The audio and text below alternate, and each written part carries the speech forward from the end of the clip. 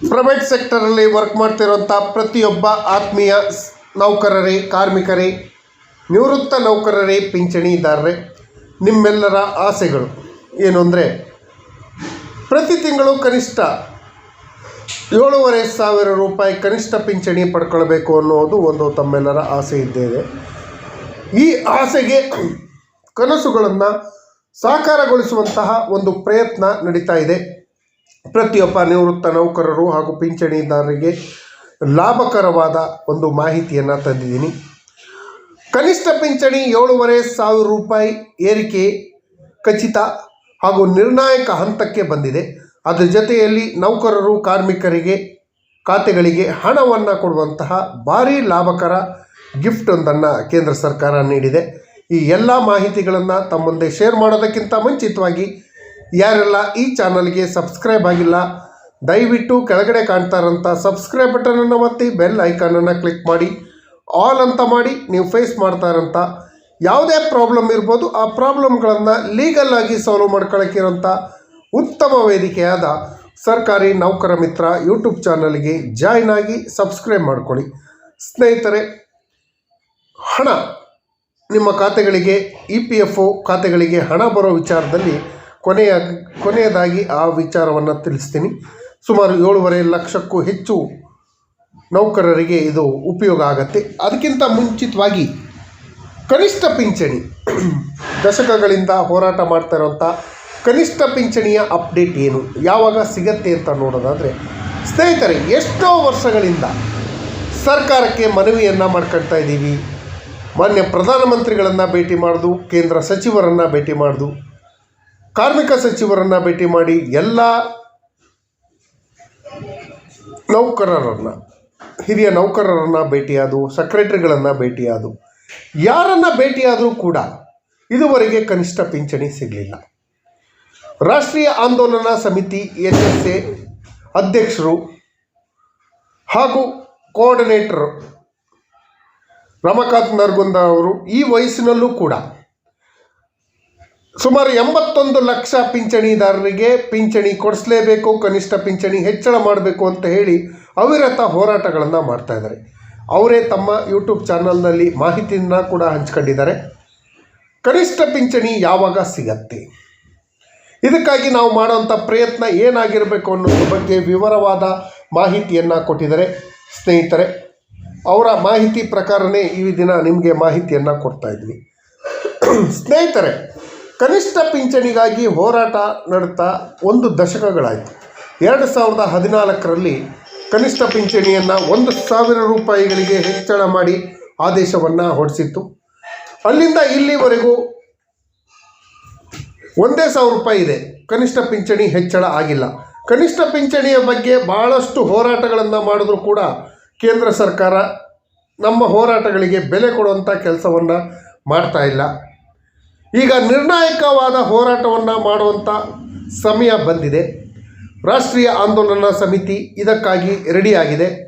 ನಿರ್ಣಾಯಕ ಹೋರಾಟವನ್ನು ಮಾಡಿ, ನಿರ್ಣಾಯಕ ಹೋರಾಟದ ಮೂಲಕ ನಮಗೆ ಸಿಗಬೇಕಾದಂತಹ ಕನಿಷ್ಠ ಪಿಂಚಣಿಯನ್ನು ಪಡ್ಕೊಳ್ಳೋದು ನಮ್ಮ ಕರ್ತವ್ಯ ಅಂತ ಹೇಳಿ, ನಮ್ಮೆಲ್ಲರ ಆಸೆ ಅಂತ ಹೇಳಿ ಹೋರಾಟಕ್ಕೆ ಧುಮುಕಿದರೆ ಮುಂದಿನ ತಿಂಗಳು ಅಂದರೆ ಮಾರ್ಚ್ 9, 10, 11ನೇ ತಾರೀಕು ನವದೆಹಲಿಯ ಜಂತರ್ ಮಂತರದಲ್ಲಿ ನಿರ್ಣಾಯಕ ಹೋರಾಟಕ್ಕೆ NSA ರೆಡಿಯಾಗಿದೆ. NSAಗೆ ಸಪೋರ್ಟ್ ಮಾಡುವಂಥ ಪ್ರತಿಯೊಬ್ಬ ನಿವೃತ್ತ ನೌಕರರು, ಪಿಂಚಣಿದಾರರು ದೆಹಲಿಗೆ ಬನ್ನಿ. ದೆಹಲಿಯಲ್ಲಿ ಹೋರಾಟವನ್ನು ಮಾಡೋಣ.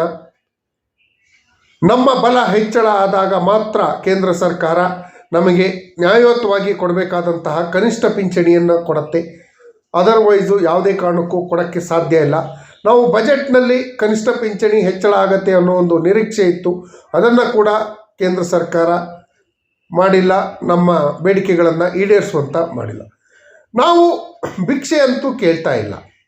ನಾವು ಪ್ರೈವೇಟ್ ಸೆಕ್ಟರಲ್ಲಿ ಕೆಲಸ ಮಾಡಿರ್ಬೋದು, ಆದರೂ ಕೂಡ ಪ್ರೈವೇಟ್ ಸೆಕ್ಟರಿಂದಲೂ ದೇಶವನ್ನು ಅಭಿವೃದ್ಧಿ ಮಾಡುವಂಥ ಕೆಲಸವನ್ನೇ ಮಾಡಿದ್ದೀವಿ, ದೇಶ ಕಟ್ಟುವಂಥ ಕೆಲಸವನ್ನೇ ಮಾಡಿದ್ದೀವಿ. ಇಷ್ಟೆಲ್ಲ ಮಾಡಿದ್ರೂ ಕೂಡ ನಮ್ಮ ನಿವೃತ್ತಿಯ ವಯಸ್ಸಿನಲ್ಲಿ ಗೌರವಯುತವಾಗಿ ಜೀವನ ನಡೆಸೋಕ್ಕೆ ಅವಕಾಶವನ್ನು ಮಾಡಿಕೊಡ್ದೇ ಇರೋದು ದೊಡ್ಡ ತಪ್ಪು ಅಂತಲೇ ಹೇಳ್ಬೋದು. ಕೇಂದ್ರ ಸರ್ಕಾರ ಈ ಬಗ್ಗೆ ಗಮನಹರಿಸಿ ತಕ್ಷಣ ನಿವೃತ್ತ ನೌಕರರು ಪಿಂಚಣಿದಾರರಿಗೆ ಕನಿಷ್ಠ ಪಿಂಚಣಿಯನ್ನು 7,500 ರೂಪಾಯಿಗಳಿಗೆ ಹೆಚ್ಚಳ ಮಾಡಬೇಕು. ಇದು ನಮ್ಮ ಹಕ್ಕು, ಭಿಕ್ಷೆಯಲ್ಲ. ಭಿಕ್ಷೆ ನಾವು ಕೇಳ್ತಾ ಇಲ್ಲ. ಹಾಗಾಗಿ ಪ್ರತಿಯೊಬ್ಬ ನಿವೃತ್ತ ನೌಕರರು ಪಿಂಚಣಿದಾರರು ಈಗಲೇ ಟಿಕೆಟನ್ನು ಬುಕ್ ಮಾಡ್ಕೊಳ್ಳಿ. ಮಾರ್ಚ್ 9, 10, 11 ನಿರ್ಣಾಯಕ ಹೋರಾಟ ಇದೆ. ನಿರ್ಣಾಯಕ ಹೋರಾಟಕ್ಕೂ ಕೇಂದ್ರ ಸರ್ಕಾರ ಮಣಿದೇ ಇದ್ದರೆ ಮಾರ್ಚ್ 11ನೇ ತಾರೀಕು ಅಂತಿಮ ಕಹಳೆಯನ್ನು ಮೂಡಿಸಿ ನಮಗೆ ಬರಬೇಕಾದಂಥ ಕನಿಷ್ಠ ಪಿಂಚಣಿಯನ್ನು ಪಡ್ಕೊಳ್ತೀವಿ ಅಂತ ಹೇಳಿ ಈಗ ದೃಢ ಹೋರಾಟವನ್ನು ಮಾಡ್ತಾ ಇದ್ದಾರೆ. ಈ ವಯಸ್ಸಿನಲ್ಲೂ ಕೂಡ ಅವರು ನಮ್ಮ ಪರವಾಗಿ ಹೋರಾಟ ಮಾಡ್ತಾ ಇದ್ದಾರೆ ಅಂದರೆ ಅವರಿಗೆ ಬೆಂಬಲ ಕೊಡೋದು ನಮ್ಮೆಲ್ಲರ ಕರ್ತವ್ಯ. ಎಲ್ಲ ನಿವೃತ್ತ ನೌಕರರು ಪಿಂಚಣಿದಾರರು ಬೆಂಬಲ ಕೊಡಬೇಕು. KSRTC, BMTC ನಿವೃತ್ತ ನೌಕರರು ಕೂಡ ಇದಕ್ಕೆ ಸಪೋರ್ಟ್ ಆಗಿ ಬರಬೇಕು. ಅದಾಯಿತು, ಯಾವುದು ಪಿಂಚಣಿದಾರರು ನಿವೃತ್ತ ನೌಕರರಾಯಿತು. ನೌಕರರು ಕಾರ್ಮಿಕರ ಕರ್ತವ್ಯ ಏನು? ನಿಮ್ಮ ಕರ್ತವ್ಯ ಬಹಳಷ್ಟಿದೆ. ಮುಂದೆ ನೀವು ಕೂಡ ರಿಟೈರ್ಡ್ ಆಗ್ತೀರಿ. ನಿಮಗೂ ಕೂಡ ಇಂಥ ಸಮಸ್ಯೆಗಳು ಬರಬಾರ್ದು ಅಂದರೆ ಈಗಲೇ ಎಚ್ಚೆತ್ತುಕೊಳ್ಬೇಕು. ಪ್ರತಿಯೊಬ್ಬ ನೌಕರರು ಕಾರ್ಮಿಕರು ಈ ಹೋರಾಟದಲ್ಲಿ ಭಾಗವಹಿಸಿ ಬೆಂಬಲವನ್ನು ಸೂಚಿಸಿ ಕನಿಷ್ಠ ಪಿಂಚಣಿಯನ್ನು ಪಡ್ಕೊಳ್ಳೋಕ್ಕೆ ಹೋರಾಟವನ್ನು ಮಾಡಬೇಕು. ಅದಕ್ಕಾಗಿ ಮಾರ್ಚ್ 9, 10, 11ನೇ ತಾರೀಕು ದೆಹಲಿಯ ಜಂತರ್ ಮಂತರಲ್ಲಿ ನಿರ್ಣಾಯಕ ಹೋರಾಟದ ರಣಕಹಳೆಗೆ ನೀವೆಲ್ಲರೂ ಜೊತೆಯಾಗಿ, ಅದರ ಜೊತೆಯಲ್ಲಿ ಕೇಂದ್ರ ಸರ್ಕಾರ ಕಾರ್ಮಿಕರ ಭವಿಷ್ಯ ನಿಧಿಯ ನೌಕರರಿಗೆ ಒಂದು ಗುಡ್ ನ್ಯೂಸನ್ನು ಕೊಟ್ಟಿದೆ. ಅದನ್ನು ನಾನು ಮೊದಲೇ ಹೇಳಿದ್ದೆ, ಕೊನೆಯಲ್ಲಿ ಹೇಳ್ತೀನಿ ಅಂತ ಹೇಳಿ. ನೌಕರರ ಭವಿಷ್ಯ ನಿಧಿ ಸಂಸ್ಥೆ 1,000 ರೂಪಾಯಿಗಳಿಗಿಂತ ಕಡಿಮೆ ಹಣವಿರುವ ಸುಮಾರು 7,11,000 ನಿಷ್ಕ್ರಿಯ ಖಾತೆಗಳಲ್ಲಿ ಒಟ್ಟು 30,52,00,000 ರೂಪಾಯಿಗಳನ್ನು ಶೀಘ್ರದಲ್ಲೇ ಬಿಡುಗಡೆ ಮಾಡುತ್ತೆ. ಖಾತೆದಾರರಿಗೆ ಅಥವಾ ಅವರ ವಾರಸುದಾರರಿಗೆ, ಖಾತೆದಾರರೇನಾದರೂ ಸತ್ತೋಗಿದರೆ ಅವರ ವಾರಸುದಾರರಿಗೆ ಕೊಡುವಂಥ ಯೋಜನೆಯನ್ನು ಕೈಗೊಂಡಿದೆ. ಈ ಬಗ್ಗೆ ಕಾರ್ಮಿಕ ಸಚಿವಾಲಯದಿಂದ ಮೂಲಗಳು ತಿಳಿಸಿದೆ. ಸತತ 36 ತಿಂಗಳಿಂದ ವಂತಿಗೆ ಪಾವತಿಯಾಗದೇ ಇರುವಂತಹ ಖಾತೆಗಳನ್ನು ನಿಷ್ಕ್ರಿಯ ಖಾತೆಗಳು ಅಂತ ಹೇಳಿ ಪರಿಗಣಿಸ್ತೀವಿ. ಅಂದರೆ ಸತತ 3 ವರ್ಷ ಯಾರಾದರೂ PF ಕಟ್ಟಿಲ್ಲ ಅಂದರೆ ಅದು ಡೆಡ್ ಅಕೌಂಟ್ ಆಗುತ್ತೆ. ಇಂತಹ ನಿಷ್ಕ್ರಿಯ ಅಕೌಂಟ್ಗಳಲ್ಲಿ ಪಾವತಿಯಾಗಿರುವಂತಹ ಹಣವನ್ನು ವಾಪಸ್ ಪಡೆಯುವ ವಿಧಾನವನ್ನು ಕೇಂದ್ರ ಸರ್ಕಾರ ತಿಳಿಸಿದೆ. ಆಧಾರ್ ಜೋಡಣೆ ಮಾಡಿಕೊಂಡಿರುವ ಖಾತೆಗಳಲ್ಲಿ ಬ್ಯಾಂಕ್ ಖಾತೆಗಳಿಗೆ ಹಣ ನೇರವಾಗಿ ವರ್ಗಾವಣೆ ಆಗುತ್ತೆ. EPFO ತನ್ನ ಡಿಜಿಟಲ್ ರೂಪಾಂತರ EPFO 3.0 1 ಪಾಯಿಂಟ್ ಆಯಿತು, 2 ಪಾಯಿಂಟ್ ಆಯಿತು, ಈಗ 3 ಪಾಯಿಂಟ್ ಆಯಿತು. ಯಾವ ಪಾಯಿಂಟ್ ಬಂದರೂ ಕೂಡ ಕನಿಷ್ಠ ಪಿಂಚಣಿ ಹೆಚ್ಚಳ ಆಗುವಂಥ ಯಾವುದೇ ಲಕ್ಷಣ ಇಲ್ಲ. ಇದಕ್ಕಾಗಿ ನಿರ್ಣಾಯಕ ಹೋರಾಟದ ಅಗತ್ಯ ಇದೆ. ಸ್ನೇಹಿತರೆ, 3.0 ಯೋಜನೆ ಅಡಿಯಲ್ಲಿ ಪ್ರಕ್ರಿಯೆಯನ್ನು ಕೈಗೊಂಡಿದ್ದು ಕ್ಲೈಮ್ಗಳ ಅವಧಿ ಈ ಹಿಂದೆ 20 ದಿನಗಳಿತ್ತು. ಅದನ್ನು 3 ದಿನಕ್ಕೆ ಇಳಿಸಲು ನಿರ್ಧಾರ ಮಾಡಲಾಗಿದೆ. ಒಟ್ಟಾರೆಯಾಗಿ 30,86,000 ನಿಷ್ಕ್ರಿಯ ಖಾತೆಗಳಲ್ಲಿ ಸುಮಾರು 10,903 ಕೋಟಿ ಹಣ ಇದೆ. ಈ ಹಣವನ್ನು ಬಿಡುಗಡೆ ಮಾಡ್ತಾ ಇದೆ. ಈ ಮಾಹಿತಿ ಇಷ್ಟ ಆಗಿದರೆ ದಯವಿಟ್ಟು ಸಬ್ಸ್ಕ್ರೈಬ್ ಮಾಡಿಕೊಡಿ. ಧನ್ಯವಾದಗಳು.